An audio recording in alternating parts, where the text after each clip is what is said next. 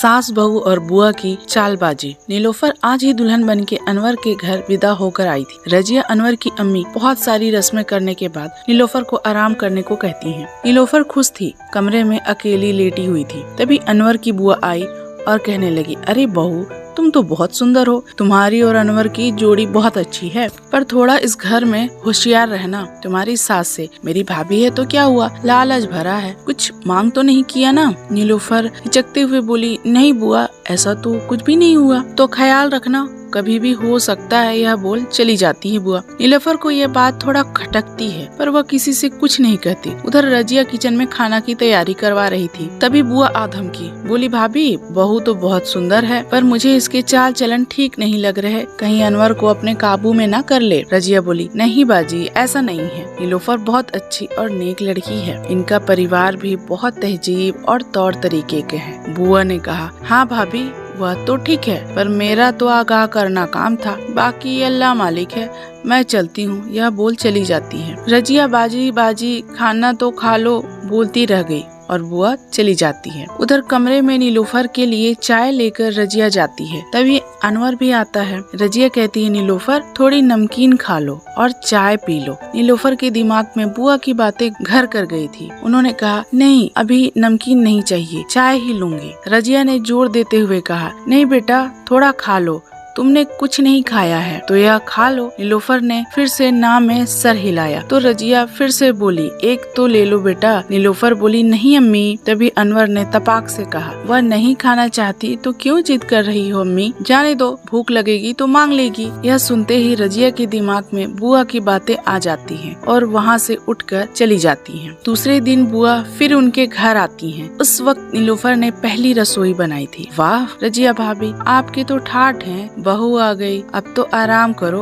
और बहू के आनंद लो। इस पर रजिया ने कहा, क्या बाजी क्या आराम, बहू लाई हूँ, काम वाली नहीं, जो भी होगा मिल बांट कर करेंगे। बाजी बहू की पहली रसोई है तो मीठा खा लो। नीलोफर बुआ आई हैं, मीठा ले आओ, रजिया आवाज देती है। बुआ कहती है, वह सब तो ठीक है रजिया भाभी, पर बहू तो मुझसे कह रही थी कि मेरी सास तो अभी से हुक्म चलाने लगी है। सच अभी से हुक्म लगाना सीख गए हो आप? रजिया यह सुन हैरान हो जाती है। वह कुछ न कहती है। इससे पहले नीलोफर मीठा लेकर आ जाती है। तभी रजिया का फोन बजता है और वह बात करने चली जाती है। बुआ को सलाम करके नीलोफर मीठा देती है। वाह बहू बेटा मीठा तो बहुत टेस्टी है, अपनी सास को ज्यादा खिलाना, उनके मुंह बहुत कड़वे हैं।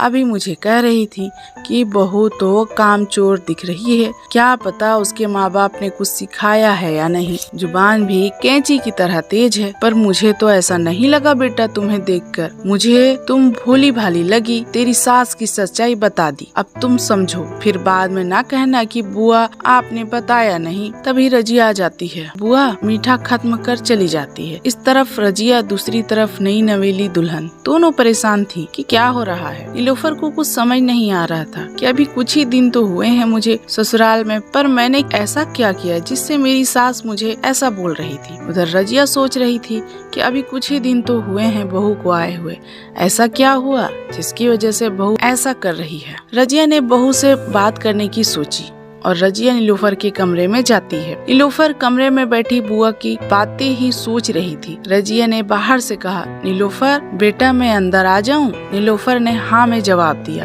रजिया कहती है, क्या हो गया बेटा, तुम कुछ परेशान लग रही हो? नीलोफर ने नहीं में सर हिलाया। रजिया ने कहा, बुआ की बातों को सोच रही हो क्या? नीलोफर चौंक जाती है। रजिया बोली, मुझे इस घर में आए पूरे 26 साल बीत चुके हैं और तुम्हारी बुआ सास को पिछले 26 सालों से इतने अच्छे से जानती हूँ कि जितना वो खुद को नहीं जानती। देखो बेटा, समाज में कुछ ऐसे लोग होते हैं जो घर की शांति को बिगाड़ने में सुकून महसूस करते हैं, जिनमें से बुआ भी हैं। मैंने सुना जो उन्होंने मेरे बारे में तुम्हें बताया, लेकिन ऐसा मैंने कुछ कहा भी नहीं है। वो तो तुम्हारे बारे में भी मुझे ना जाने क्या क्या उल्टा सीधा बात बता कर गई हैं। पर अपनी समझ और आपसी प्यार हो तो कोई बुआ मामी आंटी कोई भी हो कुछ नहीं बिगाड़ सकता, इसलिए कुछ भी हो, कोई भी बात हो, आपस में बात करके सुलझाएंगे, ठीक है? और हाँ, बुआ की आदत है यह सब करने की, तो वह नहीं जाएगी, पर तुम्हें क्या करना है वह अपनी समझदारी से करना, ठीक है। बुआ ने क्या कहा तुम्हारे बारे में यह तो मैं नहीं बताऊंगी, क्योंकि तुम्हें बताकर बुआ की अहमियत कम नहीं करना चाहती हूँ, क्योंकि वह तुमसे बड़ी हैं। इज्जत और सम्मान देना तुम्हारा काम है, पर वह अपनी आदतों से बाज नहीं आएंगी। उनसे कैसे बात करना है वह तुम्हारे ऊपर है। नीलोफर पढ़ी लिखी आज के जमाने की समझदार लड़की थी। वह समझ गई कि रजिया क्या समझाना चाह रही थी और उसके बाद से उन दोनों में कभी मनमुटाव नहीं हुआ। पर बुआ अपना काम पूरी शिद्दत से करती थी, फिर भी उनके घर में शांति ही होती थी। दोस्तों, हमारे आसपास ही कितने रिश्तेदार या पड़ोसी ऐसे होंगे जो ऐसा काम करते हैं, तो ऐसे पड़ोसी और रिश्तेदारों से सावधान रहें। मिलते हैं अगली वीडियो में। वीडियो अच्छी लगी है तो मेरे चैनल को लाइक, शेयर और सब्सक्राइब जरूर करें। तब तक के लिए बाय बाय, थैंक यू।